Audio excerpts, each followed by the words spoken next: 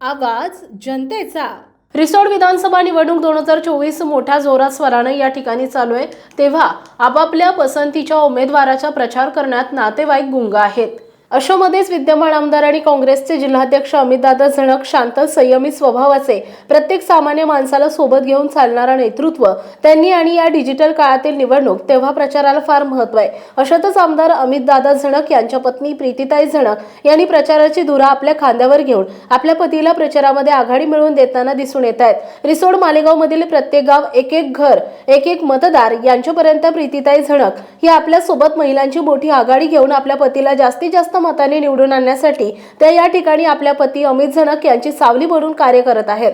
खरोखरच या विधानसभेच्या निवडणुकीत अमितदादा झणक यांना विजयश्री प्राप्त करून देण्यासाठी प्रीतीताई झणक यांची मोलाची साथ मिळाली आहे आणि त्यांचं खरोखरच सार्थक होणार आहे, असं त्यांच्या अथक प्रचार कार्यावरून रिसोड मालेगाव विधानसभेत दिसून येत आहे।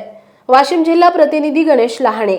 आपल्या परिसरातील बातम्या आणि ताज्या घडामोडी पाहण्यासाठी आजच आमच्या ABK न्यूज 24 चॅनलला सबस्क्राइब करा आणि बेल आयकॉनवर क्लिक करा।